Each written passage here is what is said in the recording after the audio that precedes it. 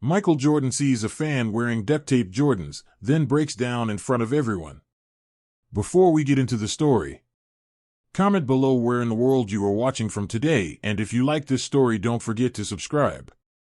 Michael Jordan was never supposed to be great. That's what the world told him. That's what the people around him believed. Growing up in Wilmington, North Carolina, Michael Jordan was just another kid with big dreams. His family, while supportive, didn't have much. His father worked hard to provide for the family, but Michael's parents couldn't afford to spoil him. There were no luxuries, no private lessons, no special treatment. Just a basketball hoop, a dusty neighborhood, and a burning desire to prove everyone wrong. From the start, Michael showed promise on the court, but that wasn't enough to make him stand out. He was overshadowed by classmates who were taller, stronger, and more polished in their skills. He was constantly compared to others, often told that he wasn't going to make it because of his size, his build, or his background. He wasn't a natural. He wasn't born into a world of privilege, and that made it easier for others to write him off. Despite his limitations, Michael was determined. His drive to succeed was driven by something more than ambition. It was a need to prove himself, to defy the expectations that had been set for him from an early age. It wasn't just about basketball, it was about asserting his place in a world that seemed to dismiss him before he had even started. The rejection he felt from peers, family, and even coaches fueled his determination. But for every compliment he received, there was a harsh remark waiting for him. One of the most defining moments in Michael's youth came when he tried out for his high school's varsity basketball team. He was cut. The pain of rejection stung deeply. Here he was, a boy with raw talent, being told he wasn't good enough. It was the type of failure that would have broken most people, but Michael Jordan was different. Instead of giving up, he used it as motivation. He spent the entire year getting better, putting in hours on the court, perfecting his jump shot, strengthening his body, and working on his conditioning. There was no plan B. It was basketball or nothing. By the time his sophomore year rolled around, Michael had grown significantly. He had improved his skills, his mental toughness, and his understanding of the game. He was no longer the underdog, he was beginning to show flashes of brilliance. But he still had something to prove. The rejection from his first tryout never left him, and that chip on his shoulder remained. He wasn't just playing to win, he was playing to silence every critic who had ever doubted him. Every shot he made, every point he scored, was his way of saying, "I'm not going anywhere." When Michael finally made the varsity team, it was clear that he had the potential to be special. But it wasn't an easy road. His coach, a man named Pop Herring, didn't immediately see Jordan as the star that he would become. At first, Michael was just another talented player, capable but not yet a game-changer. But Herring quickly realized that Michael's competitive spirit and relentless work ethic were something extraordinary. His natural talent wasn't enough. What set Michael apart was his drive, his refusal to accept anything less than excellence. His rise to prominence wasn't sudden. It came in gradual steps. The more time he spent on the court, the more he began to understand the nuances of the game. He had an uncanny ability to read the game, to anticipate plays before they happened. But what truly separated Michael from the rest was his mentality. He wasn't playing just to play, he was playing to dominate. He didn't want to be just good, he wanted to be the best. His junior year was when the world really started to take notice. Michael began to earn respect not only from his teammates and coaches but also from scouts. His performances on the court were a blend of raw talent and unrelenting desire to win. He could score, pass, defend, and elevate his team, and as his skills grew, so did his reputation. His high school team, the Laney High Buccaneers, became a powerhouse, and Michael became its focal point. It wasn't just the games that showcased Michael's talent, it was the way he carried himself. His leadership on the court became undeniable. He was the one his teammates turned to in the clutch, the one who could make a difference when the game was on the line. Michael had learned that basketball was about more than just scoring points, it was about inspiring others, setting the tone, and pushing everyone around him to be better. By the time Michael's senior year came around, he had grown into a complete player. He was one of the top high school players in the country, earning attention from college scouts across the nation. But he still carried the memories of the years when people doubted him. It was as though every success was a response to the rejection he had faced. His story was just beginning, but he had already been shaped by the struggles and challenges that came with being underestimated. And it was these experiences that made him the player and the person he would eventually become. Despite his rise, Michael knew that he wasn't finished yet. High school was just the beginning. College basketball was the next challenge, and it would test him in new ways. He received a scholarship to play at the University of North Carolina, where he was coached by Dean Smith, one of the greatest coaches in college basketball history. The college level would be a different game altogether, more competition, more pressure, more expectations. But Michael wasn't intimidated. He had dealt with rejection, doubt, and failure his whole life. The college game was just another hurdle to overcome. At UNC, Michael's game flourished. He quickly became one of the top players in the country. But even at this level, Michael's competitive nature pushed him to go beyond his limits. He was no longer just a player, he was a leader. His ability to perform in clutch situations was already beginning to shine, and it wasn't long before his success led to national attention. His time at UNC culminated in a national championship, a testament to his talent, leadership, and determination. By the time he entered the NBA, Michael Jordan had already proven that he was capable of greatness. But what no one knew at that point was that the real challenge was just beginning. His journey from a rejected high school player to a college champion was a testament to his resilience. But the NBA would present new obstacles, new rivals, new expectations, and new challenges. The world was watching, and Michael was ready to show them that the boy who was once told he would never make it had arrived. This was just the beginning of Michael Jordan's ascent to greatness. It was a journey that would change the world of basketball forever, a journey fueled by a single, unrelenting belief that he could do the impossible.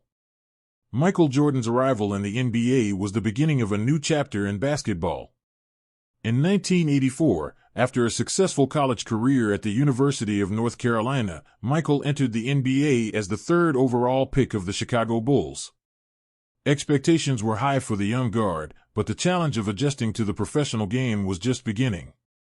Unlike his smooth transition into college basketball, the NBA posed new obstacles, veteran players, intense media scrutiny, and the task of proving that he could dominate on the professional level.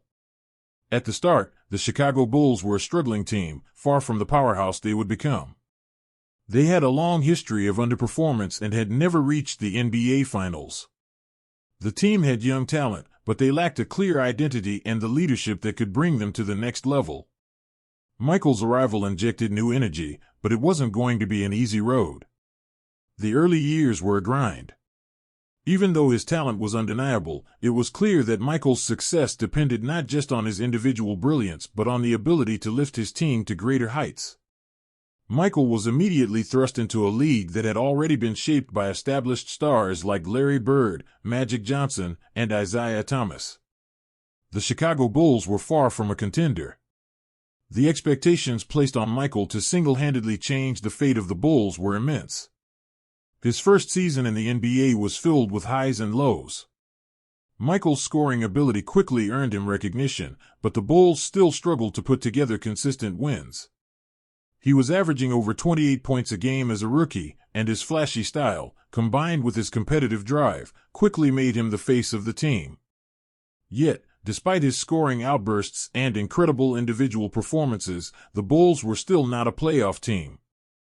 It was clear that Michael was a unique player, but it was also clear that his impact on the game went beyond his individual performance.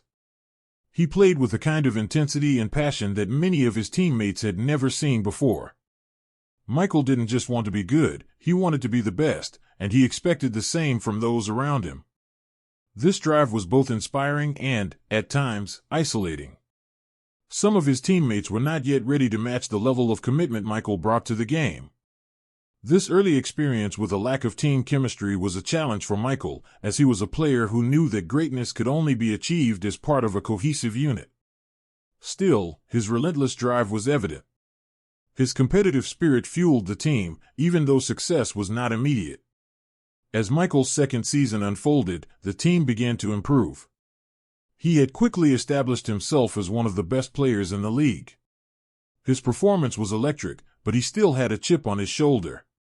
He wasn't satisfied with just individual accolades. He wanted to win, and he wanted to win at the highest level. The Chicago Bulls began to show signs of becoming a competitive team, but they were still missing the essential pieces to contend for an NBA championship. Michael was more than willing to carry the load, but he knew that if he was going to reach the pinnacle, he couldn't do it alone. The team needed to grow, and Michael knew that his success was intrinsically linked to the development of his teammates. In the following seasons, the Bulls continued to improve, but there was still a clear divide between individual success and team success. Michael was carrying the team with his scoring ability, but the Bulls' playoff runs often ended in frustration. The competition was fierce, and in the Eastern Conference, teams like the Boston Celtics, led by Larry Bird, and the Detroit Pistons, with their tough bad boys mentality, were the dominant forces. Michael's skills were undeniable, but the road to greatness was littered with obstacles, many of which came in the form of these powerhouse teams. The 1986-1987 season became a defining year for Michael Jordan. He set an NBA record by averaging 37.1 points per game, leading the league in scoring. This season, though personally successful, illustrated the limits of individual brilliance. Despite his scoring prowess, the Bulls failed to advance deep into the playoffs, falling short to the Celtics in the first round. For Michael, the loss was a wake-up call. He realized that to win at the highest level, his game needed to evolve beyond personal achievement. He could not do it alone. The next few years saw Michael refine his skills and develop a deeper understanding of how to elevate his teammates. It was clear that the window for success was closing on the current roster, and the team needed to build around Michael. That came in the form of key additions, the acquisition of Scottie Pippen in 1987 and the eventual addition of key players like Horace Grant. But it wasn't until the hiring of coach Phil Jackson in 1989 that the true foundation for success was laid. Phil Jackson brought a unique coaching style to the Bulls. His focus on team basketball, mindfulness, and leadership complemented Michael's intense work ethic. Under Jackson, Michael began to see the game in a new light. He wasn't just playing for individual success anymore, he was playing for the team. Jackson's philosophy of selflessness and unifying a group of players behind a single goal became the catalyst for the Bulls' rise to dominance. But even with the new coach and rising talent, Michael's journey to success wasn't without its challenges. The Detroit Pistons were still a formidable opponent. Their physical play and aggressive defense had become a major roadblock to the Bulls' success. They were the team to beat in the Eastern Conference, and they had the blueprint to stop Michael Jordan. The Pistons' defensive strategy, known as the Jordan Rules, was designed to frustrate and wear down Michael, preventing him from dominating the game as he had done in the regular season. The battles between the Bulls and the Pistons were intense. The Pistons' physical style of play pushed Michael to his limits. But instead of shrinking from the challenge, Michael responded. He became more aggressive, stronger, and more resilient. His will to win became his defining characteristic. With every loss to the Pistons, Michael and the Bulls grew more determined. The heartbreak of falling short only fueled their desire to succeed. In 1991, after 2 years of playoff battles with the Pistons, the Chicago Bulls finally broke through. In the Eastern Conference Finals, the Bulls swept the Pistons in a series that signaled a changing of the guard in the Eastern Conference. Michael Jordan had led his team to victory, not just as a scorer but as a leader. The Bulls were now a team capable of winning at the highest level, and they were poised to contend for championships. The Bulls' first NBA Finals appearance came in 1991 against the Los Angeles Lakers.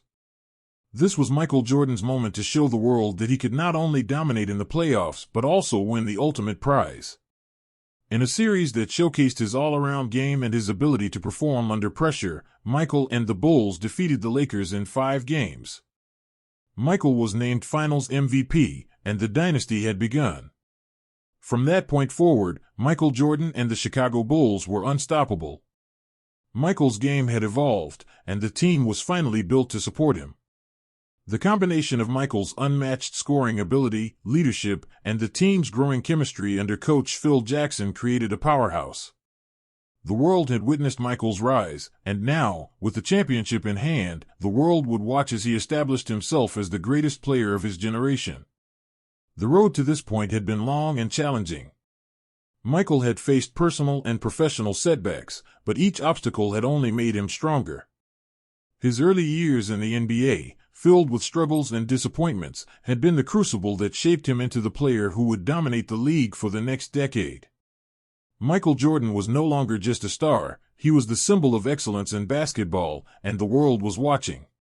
The 1989 NBA playoffs were supposed to be just another step for Michael Jordan, but what unfolded in that first round against the Cleveland Cavaliers would forever change the trajectory of his career.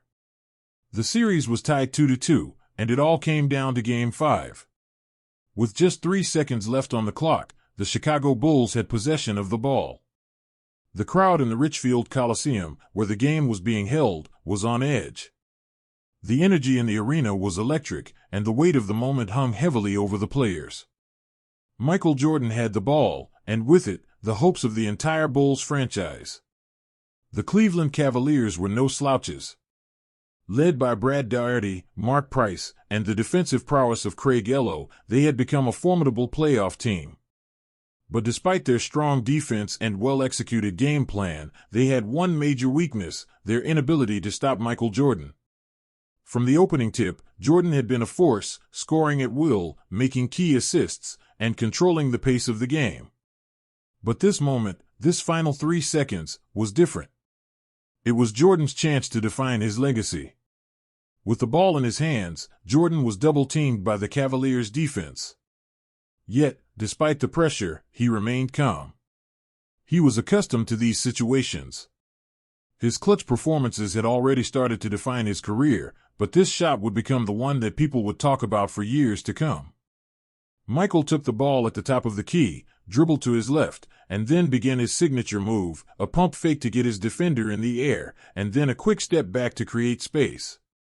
The moment felt as though it were moving in slow motion, and for those who were watching, the outcome was hanging by a thread. Michael's body was angled perfectly. The ball left his fingertips, and the sound of the buzzer reverberated in the arena as the ball sailed through the air. In that instant, everything stopped. The arena held its breath. And then, with a perfect swish, the ball went through the net. Michael Jordan had done it. He had delivered a game-winning shot over Craig Ello, sending the Bulls to the next round and etching his name in history. The significance of the shot was monumental. Not only did it give the Bulls the victory, but it also cemented Michael Jordan's reputation as a player who could perform under pressure. For years, basketball fans had debated whether Jordan could lead his team to the championship. This shot erased any doubt. The game was over, but Michael's legacy had just begun. The shot itself wasn't just an extraordinary play, it was the culmination of everything Michael Jordan stood for. He had always been defined by his ability to deliver in clutch moments, and this was the moment that proved his greatness. The shot itself became a symbol of his career, a symbol of his drive, his will to succeed, and his unwavering belief in his abilities. It also marked the start of his rise as the face of the NBA. But for Michael, the win was more than just about the shot itself. It was about how he led his team throughout the game and throughout the series. He wasn't just a scorer, he was a leader. His ability to take charge in the toughest moments, to elevate his teammates and guide them, became a hallmark of his career. The iconic shot against Cleveland was just one example of his brilliance, but it also demonstrated his willingness to take on the responsibility of winning games, not just for himself, but for his team. After the game, the reaction to the shot was overwhelming. The media erupted with praise, and fans across the country watched in awe as the shot was replayed over and over again. For Michael, it was a moment of validation. All the hard work, the sacrifices, the countless hours spent in the gym had finally paid off. He had been knocked down countless times, faced rejection, and overcome personal challenges, but now, he was at the top of the NBA. His shot against the Cavaliers became the defining moment of his early career, but it was also the spark that ignited the Bulls' journey to greatness. But even as the accolades poured in, Michael knew that the game wasn't over. The Cavaliers had been just one step in his path, and the road to the NBA Finals was still long. But that moment, Game 5 against Cleveland, was when Michael Jordan truly arrived on the national stage. It wasn't just the shot that made him a legend, it was the way he had handled the pressure, the moment, and the responsibility of leading his team. He wasn't just a basketball player anymore. He was a force. That series against the Cavaliers was a turning point, not just for Michael but for the Chicago Bulls as a whole. It was clear that the team had something special, something they hadn't had before: leadership. Michael's leadership transcended the court. He demanded excellence from his teammates, held them accountable, and inspired them to elevate their games. It wasn't just about scoring points or hitting game-winning shots. It was about creating a culture of success, a culture where everyone on the team felt responsible for winning. The team's evolution was evident in the following seasons. Michael was no longer just a player, he was the heart and soul of the Chicago Bulls. Under his leadership, the team went from playoff hopefuls to champions. The Bulls started to dominate the Eastern Conference, and Michael's skill set expanded. He wasn't just a scorer anymore, he was a defender, a playmaker, and a leader. His journey was no longer just about proving that he could play the game, he was proving that he could lead a team to an NBA championship. As the years passed, the Chicago Bulls would go on to win 6 championships with Michael Jordan, cementing their place in NBA history. But that Game 5 shot against Cleveland in 1989 remained one of the most iconic moments of Michael's career. It was the shot that made him a household name, the shot that turned him into a symbol of greatness, and the shot that ultimately helped define an entire era of basketball. For Michael Jordan, that moment was the start of something bigger. It was the start of his journey to becoming the greatest basketball player the world had ever seen. Every challenge, every failure, every setback had led him to that moment, and from there was no turning back. He would continue to push the limits of what was possible, continue to rise above every obstacle in his path, and continue to inspire the world with his relentless pursuit of greatness. And in the years to come, that shot against the Cavaliers would be remembered not just as a brilliant play, but as the turning point that started it all.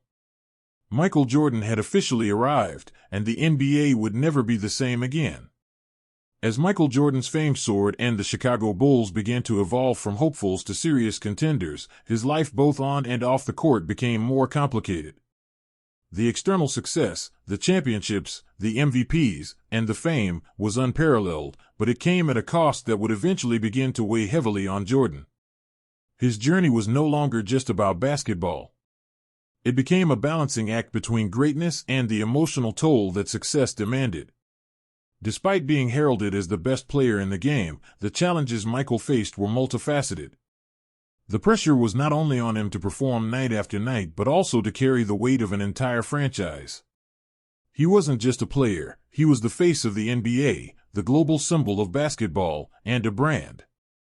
The world watched him, and every move was scrutinized. As much as Michael enjoyed playing the game, the constant attention wore him down. The increasing demands on his time were relentless. Every game was another opportunity to prove himself. Every loss felt like a personal failure, and even victories were sometimes met with an expectation for more: another championship, another record broken, another perfect performance. For Michael, this pressure was suffocating. It was never enough, and it would never be enough. He had tasted success, and while it was sweet, it often came with a bitter aftertaste. In the late 1980s, even as his individual accolades piled up, the Chicago Bulls were still looking for consistency. They hadn't yet broken through to that next level. They were plagued by the dominance of teams like the Detroit Pistons, who physically and mentally wore them down year after year.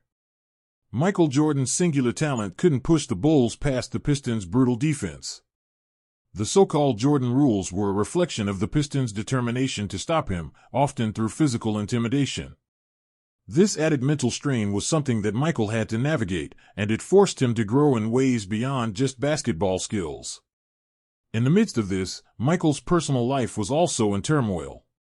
The fame that had given him everything was also taking from him. His relationships, particularly with his family and his then-wife Juanita, were increasingly strained.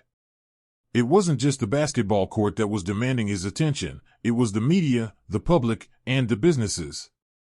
Michael was a brand, and being a brand often meant sacrificing time with those who mattered most. His father, James Jordan Sr., had always been a grounding force for him. But as Michael's success grew, so did the pressure to maintain that success, which ultimately created a divide between him and his loved ones. The public didn't see this side of Michael Jordan, the man who struggled with balancing personal relationships with the demands of being a global icon. He was expected to be perfect, to deliver greatness every night, and the toll this took on his personal well-being was often ignored or misunderstood.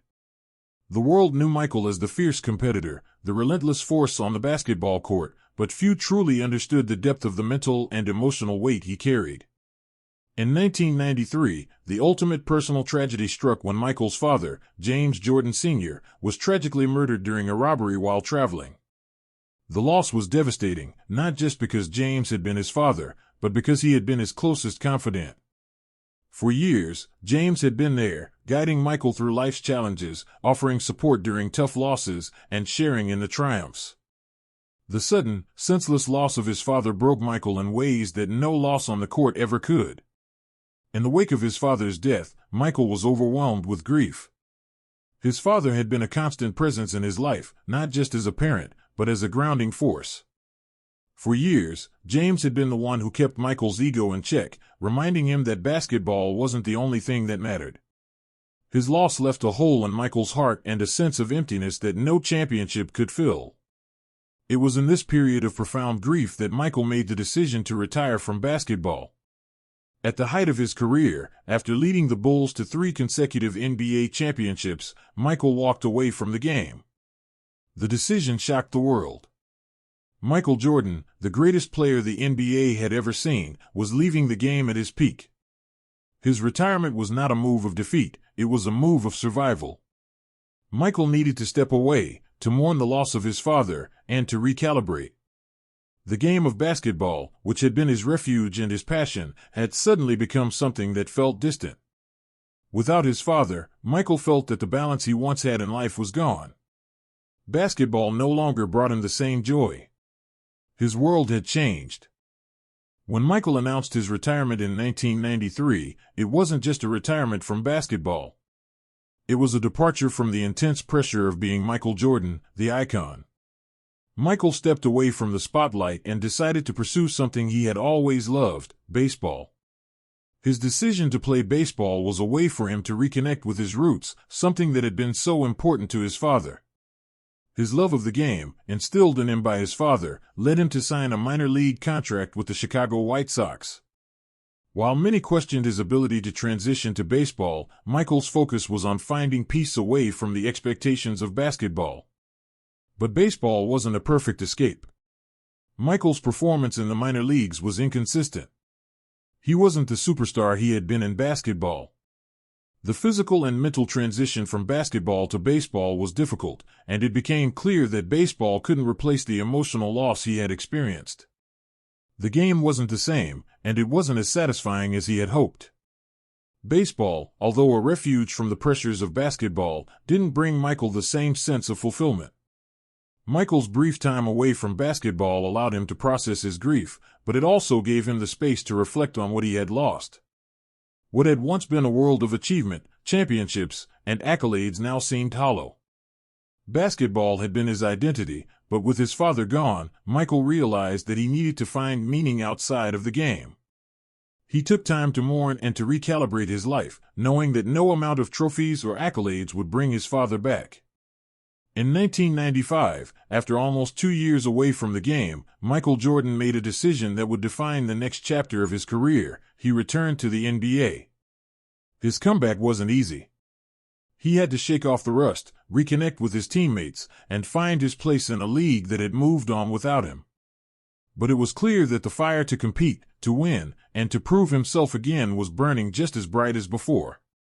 The world watched as Michael took the court once again, ready to reclaim his place as the greatest player in basketball.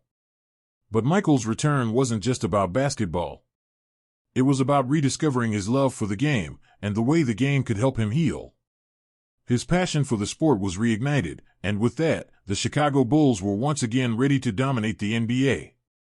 What followed was one of the most dominant stretches in NBA history, with Michael leading the Bulls to 3 more championships in the late 1990s. He had returned, and he was more focused than ever. But it wasn't just about basketball anymore, it was about honoring his father's memory and reclaiming his own sense of peace. Michael Jordan's return to the NBA in 1995 was more than just a comeback, it was a statement. After a brief retirement following the tragic death of his father, Jordan had stepped away from the game at the height of his career, leaving behind 3 consecutive NBA championships. The basketball world had wondered, would he ever return? And if he did, would he still be the same player? The answer came on March 18, 1995, when Michael Jordan announced his return to the NBA with a simple, yet powerful message, "I'm back." It was a short statement, but it sent shockwaves through the sports world. The legend of Michael Jordan, the player who had dominated the NBA in the early 90s, was about to return. But after nearly 2 years away from basketball, the question lingered, could he reclaim his place at the top of the NBA? In his time away from the game, Jordan had briefly pursued a career in baseball, fulfilling a dream his late father had always hoped for him. However, baseball never quite filled the void left by basketball. Jordan's transition to baseball was rocky. Although he showed flashes of potential, his skill set didn't quite translate to the diamond as it had to the hardwood. His time in the minor leagues with the Birmingham Barons was an eye-opening experience. The physicality of baseball, combined with the mental transition from basketball to baseball, made it clear that his true calling was still in basketball. Despite his struggles in baseball, the period of absence gave Michael time to reflect. The grief of losing his father was still fresh, and basketball had become a way to heal, a way to regain the balance he had lost. But now, with a renewed sense of purpose, he was ready to return. The world had changed, the NBA had evolved, and there were new faces on the court. The competition was stiffer, the players were younger, and the game was faster. Would Michael still have the same impact? Or would the years away from the game have dulled his once sharp edge? His return was not a simple transition. Michael had to shake off the rust of 2 years away from the NBA. He had spent countless hours on the basketball court leading up to his comeback, but the grind of an 82-game season, the pressure of being the face of the league again, and the expectations that came with it all were daunting. His first few games back weren't the instant highlight reel performances fans had come to expect. He was a little rusty, his timing wasn't quite where it needed to be, and the rhythm of the game had changed. But even in those early games, there were glimpses of the Michael Jordan that had once dominated the NBA. Despite his struggles in the beginning, the return of Michael Jordan was a cultural event.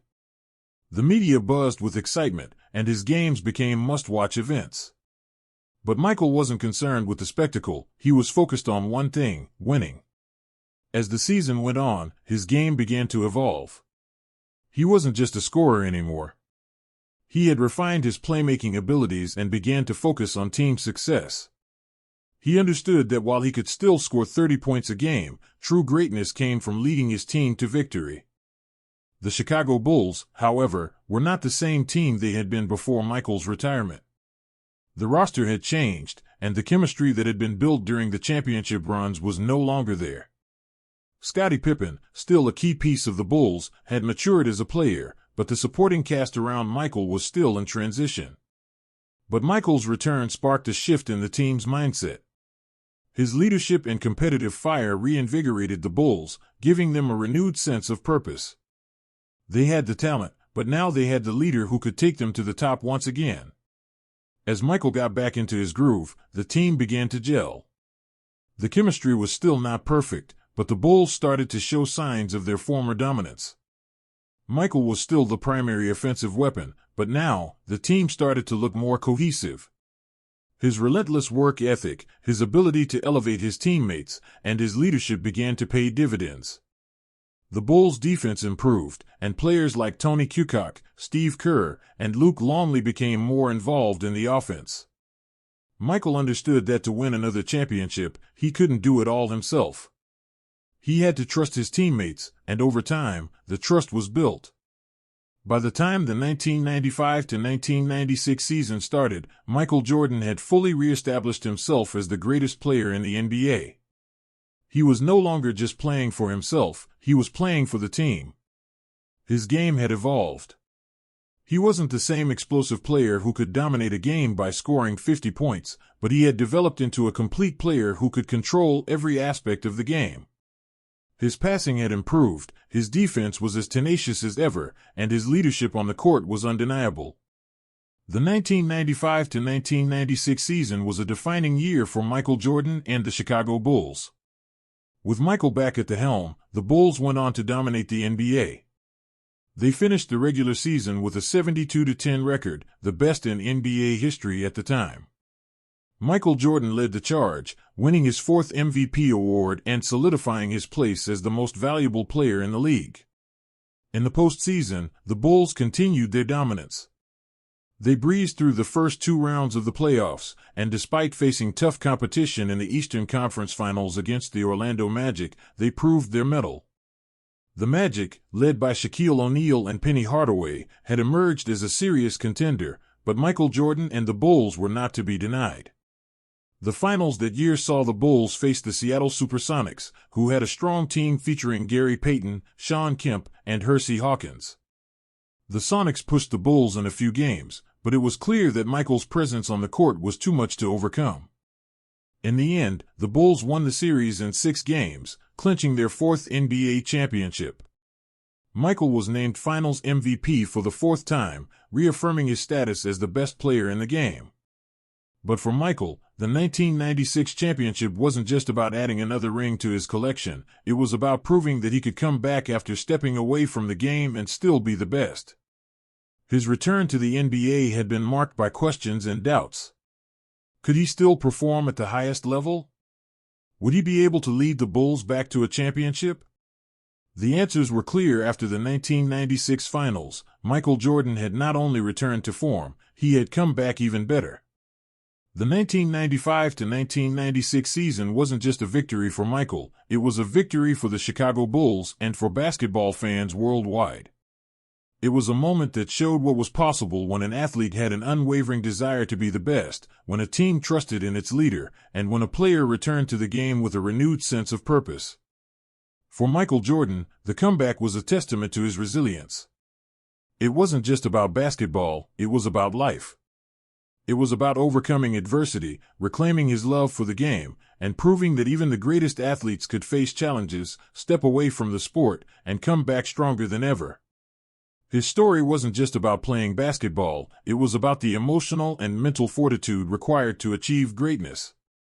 As Michael Jordan lifted his 4th NBA championship trophy, he wasn't just celebrating the success of the season, he was celebrating the triumph of his return, his ability to overcome the darkest days of his career, and the realization that he had once again reached the pinnacle of the game. The Chicago Bulls had become a dynasty once again, and Michael Jordan had proven that no challenge, no loss, no setback could stop him from reclaiming his place as the greatest player to ever play the game. By the 1996-97 season, Michael Jordan and the Chicago Bulls had firmly established themselves as the premier team in the NBA. Their dominance during the 1995-96 season, with a then-record 72 wins and a 4th championship, had set the stage for what many would consider the golden era of basketball. But even after reaching the pinnacle, Jordan's hunger to win remained undiminished.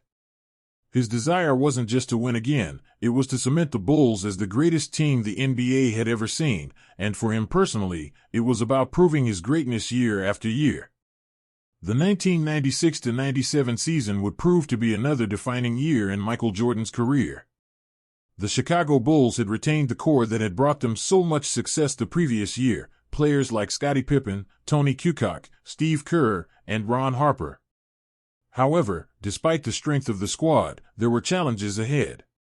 The competition was stiff, with the defending Western Conference champion Utah Jazz emerging as a legitimate contender, led by the legendary duo of Karl Malone and John Stockton. Yet the Bulls were focused and unwavering, with Michael continuing to be the undisputed leader on the court.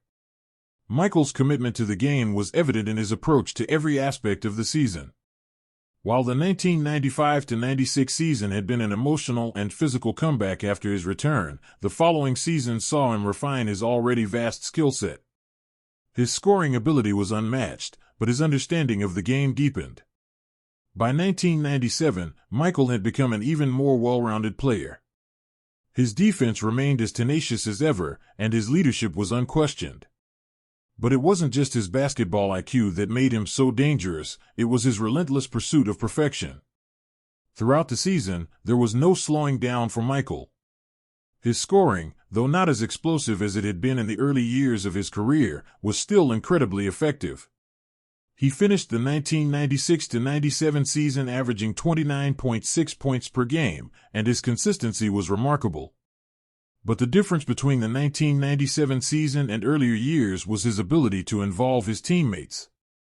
He understood that to win championships, individual greatness was not enough, it was the collective effort that made a team a champion. The tension that existed within the Bulls during the 1997 season was palpable.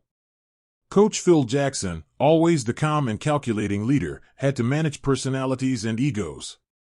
Scottie Pippen, still a top player in the league, had his own moments of frustration. The relationship between Jordan and Pippen, though professional, was complex. Pippen had always played in the shadow of Michael, and as the Bulls continued to win, Pippen was forced to reconcile his role on the team. However, Michael Jordan's leadership allowed Pippen to grow into his own, and by 1997, they had a mutual respect for one another's abilities and contributions to the team. While the Bulls were becoming an unstoppable force, the narrative of their dominance was increasingly tied to the rivalry with the Utah Jazz. The Jazz, led by Malone and Stockton, represented a challenge to the Bulls' reign. In the 1997 NBA Finals, it was clear that the battle would come down to which team could better execute their game plan, with the dynamic between Michael Jordan and the Jazz serving as the central storyline. The 1997 NBA Finals were grueling. The Jazz, who had been seeking their first championship, were no easy opponents. They pushed the Bulls to their limits, and the series was defined by close games, tight defense, and, at times, moments of brilliance from both teams. But even as the Jazz gave the Bulls everything they could handle, it was Michael Jordan who ultimately decided the series. The finals were marked by one of the most iconic moments in NBA history, Game 5, the flu game. The Bulls were up 3-1 in the series, but in Game 5, Michael Jordan fell ill. With flu-like symptoms, he was barely able to stand. His body was exhausted, his energy was drained, and he could barely keep food down. Despite his condition, he suited up, determined to lead his team to victory. The result was nothing short of miraculous. Jordan played 44 minutes, scoring 38 points, and led the Bulls to a 90-88 victory. His performance, given the state of his health, became a defining moment of his career. It was a testament to his resilience, his mental toughness, and his ability to perform in the biggest moments. That game, in which Jordan carried his team despite being visibly sick and weak, reinforced the mythos surrounding his legacy. It wasn't just about basketball for Michael, it was about doing whatever it took to win, regardless of the obstacles in his way. Game 6 of the 1997 Finals was a foregone conclusion. With Michael leading the charge, the Bulls closed out the series and claimed their 5th NBA championship. Michael was named Finals MVP for the 5th time in his career, further solidifying his place as the best player to ever play the game. The Bulls had proven their dominance again, but for Michael, it wasn't just about winning the championship, it was about the legacy he was building. A legacy that was grounded in his ability to perform under pressure and deliver for his team when it mattered most. But as dominant as the Bulls were in 1997, it was clear that their time was coming to a close. The roster was aging, and there was a sense that the Bulls were nearing the end of their dynasty. Michael Jordan had already achieved everything a player could wish for: 5 championships, countless accolades, and recognition as the greatest player of all time. But the desire to continue to compete, to win, was still burning inside him. Despite the success, there were tensions within the team. Michael had always been a demanding leader, and that relentless drive sometimes caused friction with his teammates. Scottie Pippen, in particular, had moments of frustration, especially when it came to dealing with the pressure and expectations. But through it all, Michael Jordan continued to lead by example, and the Bulls continued to win. The 1997-98 season, which would become the final season of the Bulls dynasty, was marked by a sense of inevitability. The team's leadership, both on and off the court, was in transition. Michael was playing at a high level, but the team's chemistry was starting to fray. The Last Dance, as it would come to be known, was a season full of emotional highs and lows, with Michael continuing to lead the team to victory, even as it became clear that the dynasty was coming to an end. Throughout the season, Michael Jordan's leadership and competitiveness were evident. But as the year progressed, there was a growing sense that the team was nearing its end. The front office, led by general manager Jerry Krause, was already planning for the future, and there were reports that coach Phil Jackson would not return after the season. Despite this uncertainty, Michael and the Bulls continued to dominate. They had one final chance to prove that their dominance wasn't just about individual talent, it was about team chemistry, leadership, and an unrelenting drive to win. In the 1998 NBA Finals, the Chicago Bulls faced the Utah Jazz once again. The series was close, with the Jazz pushing the Bulls to the brink. But it was Michael Jordan who once again delivered in the clutch. In the final moments of Game 6, Michael hit a game-winning shot over Brian Russell, sealing the Bulls' sixth championship and their second three-peat. It was the perfect ending to the dynasty. For Michael Jordan, the 1997-98 season wasn't just about adding another championship to his collection, it was about proving his greatness once again.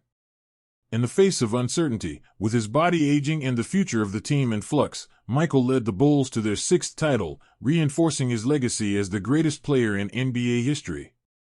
The Chicago Bulls' three-peat dynasty was over, but Michael Jordan's place in history had been secured.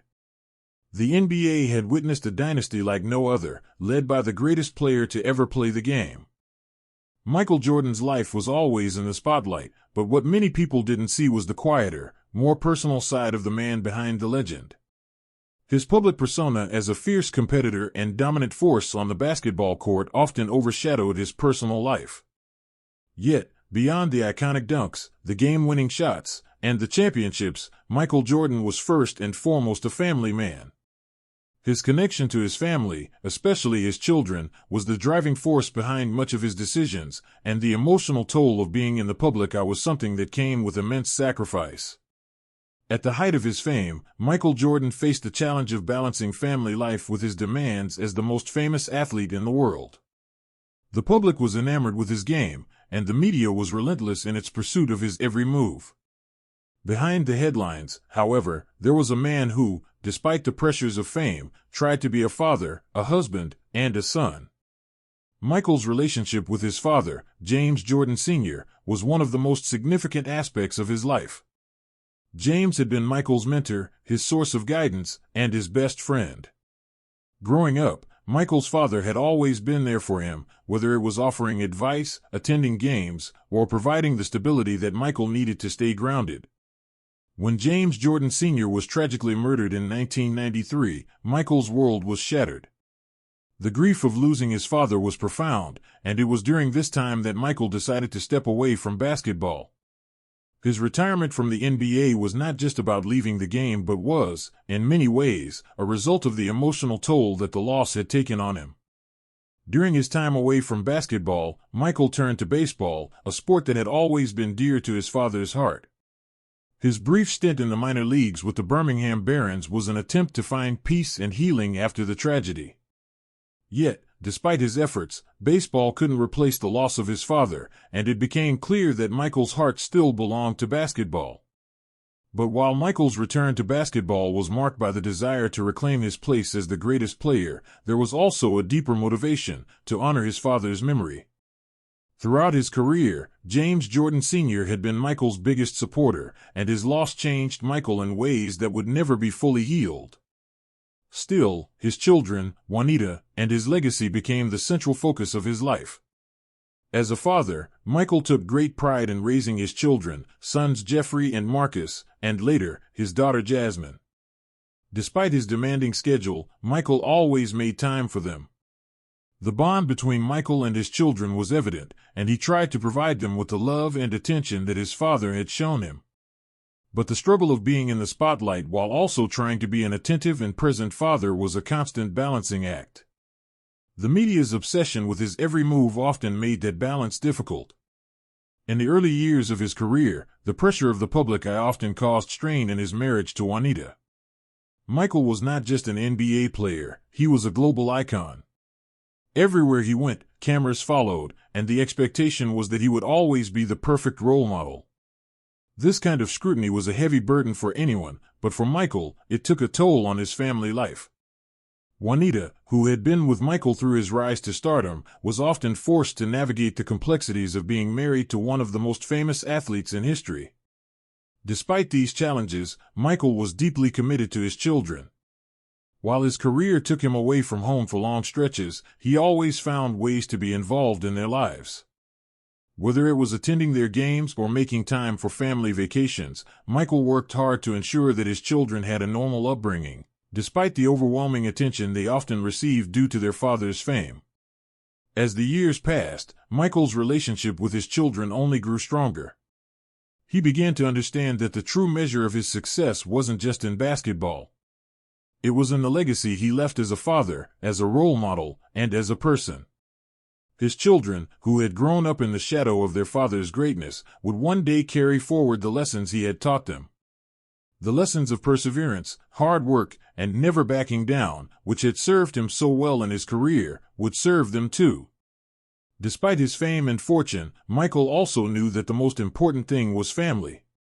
As his career with the Chicago Bulls came to a close, his desire to spend more time with his children became even more pronounced.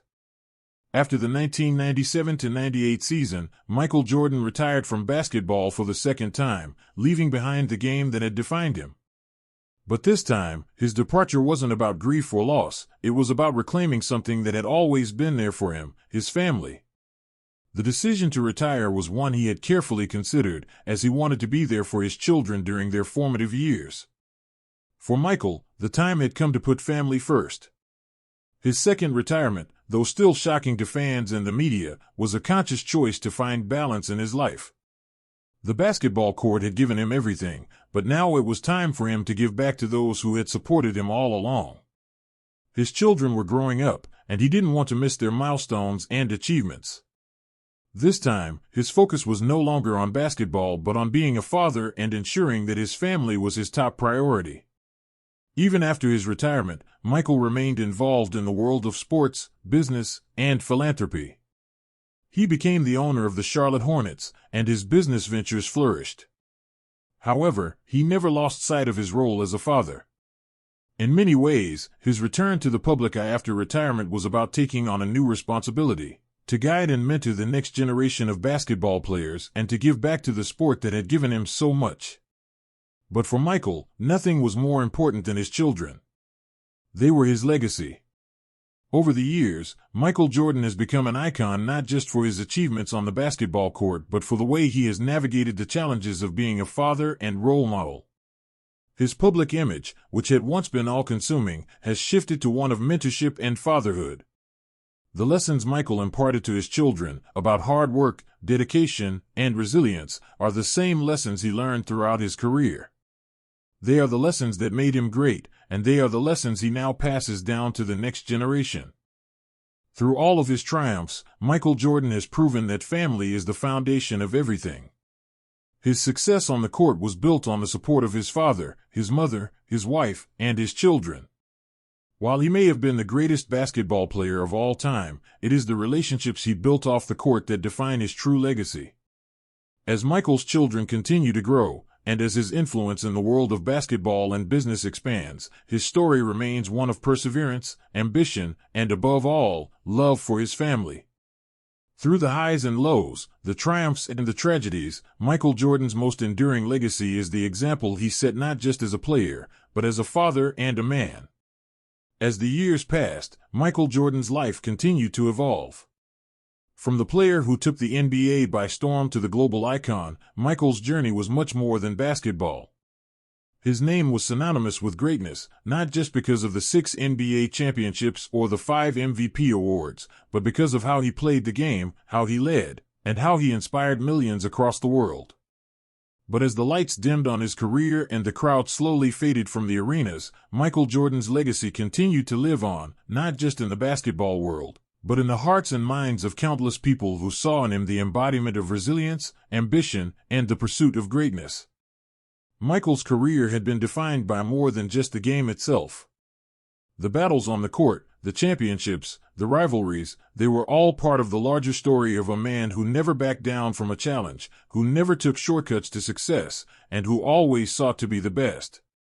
He wasn't just a player who dominated the basketball court, he was a symbol of what it meant to push past limits, overcome adversity, and refuse to accept anything less than the best.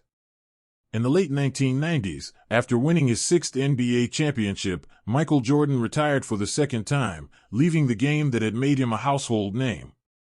For many, this was the end of an era defined by his incredible skill, his will to win, and his ability to perform under pressure. But even as he walked away from the court, Michael's impact was far from over. He had already built a legacy that stretched beyond the sport, and his next chapter would see him enter the world of business and philanthropy. Michael's first venture after retiring was becoming the majority owner of the Charlotte Hornets. The decision to buy into the team was about more than just basketball. It was about using his platform and his influence to give back to the game and help shape the next generation of players. Through his ownership, Michael had the opportunity to mentor young players, guide the franchise, and shape the future of the NBA in a way that was no longer just about playing the game, but about shaping the game itself. He wasn't just a player anymore, he was an ambassador for the sport, a mentor, and a leader. Beyond basketball, Michael's business ventures flourished. His partnership with Nike had already turned the Air Jordan brand into a cultural phenomenon, and it continued to dominate the market. His investments, his role as a spokesman, and his impact on global culture made him one of the most successful athletes turned businessmen in history. His influence in the world of sports apparel, endorsements, and brand development became a blueprint for future athletes to follow. Michael had set the standard for what it meant to be a global icon, and his business acumen was as sharp as his basketball skills. But even as his business ventures grew, Michael never lost sight of the things that truly mattered, his family and his legacy. He had always been a family man, and after stepping away from basketball, he made it a priority to spend more time with his children and to be a father in ways that his demanding career had previously not allowed. His relationship with his children, especially his 2 sons, Jeffrey and Marcus, became one of his greatest joys. Michael was determined to be there for them, to teach them the same lessons he had learned throughout his career, the importance of hard work, resilience, and always striving to be better. As Michael's children grew, they began to follow their own paths, with Jeffrey and Marcus pursuing careers in basketball and business. Michael supported them in every way he could, but he also made sure that they understood the importance of earning their place through hard work and dedication. He wasn't going to hand them anything, they had to prove themselves, just as he had done. And in that, Michael instilled in them the same values that had guided him throughout his career. In addition to his business and family life, Michael also focused on philanthropy. His Michael Jordan Foundation, which had been established years earlier, became a key part of his legacy. Through the foundation, Michael was able to give back to communities, especially those that had supported him throughout his career. His donations to various causes, including education, poverty alleviation, and youth sports programs, became a reflection of his desire to make a positive impact in the world. While his basketball achievements would forever be etched in history, Michael understood that his greatest legacy might not come from the 6 championships he won or the individual accolades he earned. It might come from the lives he changed, the young people he inspired, and the opportunities he provided for others to reach their full potential. Throughout all of this, Michael Jordan remained an icon, but his role had changed. He was no longer just a player, he was a mentor, a businessman, a philanthropist, and a global ambassador for the sport of basketball. He had seen the game change over the years, and while he was no longer on the court, his influence continued to shape the direction of the NBA.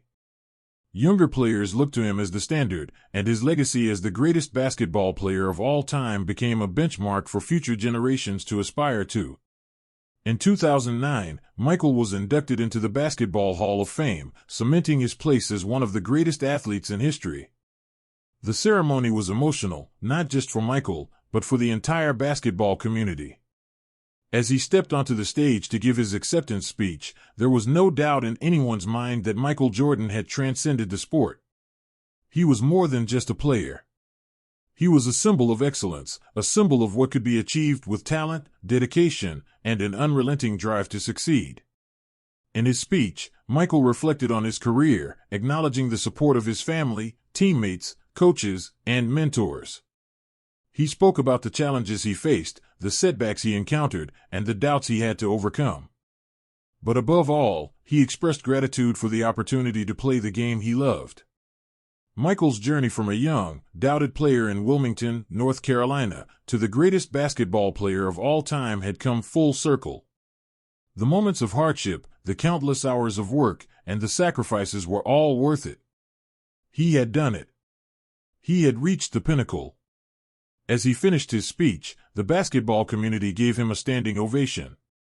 The crowd recognized not just the player who had dominated the game, but the man who had inspired so many to reach for greatness. Michael Jordan had become more than a basketball legend. He had become a symbol of resilience, passion, and the power of believing in yourself. In the years that followed, Michael Jordan's legacy only grew. His impact on the NBA, on sports culture, and on the world was undeniable. He had set the standard for what it meant to be a champion, not just in basketball, but in life. The story of Michael Jordan was not just about the titles he won or the records he broke, it was about the lessons he taught, to never give up, to always strive for greatness, and to believe in your ability to overcome any obstacle. As Michael looked back on his career, he knew that the game had given him everything. But it wasn't just about the trophies or the accolades. It was about the journey. It was about the struggles, the victories, and the relationships built along the way. And as he passed his legacy on to the next generation, he knew that the true measure of his greatness wasn't just in what he had accomplished on the court, but in the lives he had touched and the generations he had inspired. Michael Jordan's legacy was more than just basketball. It was a legacy of hard work, perseverance, and the belief that anything was possible.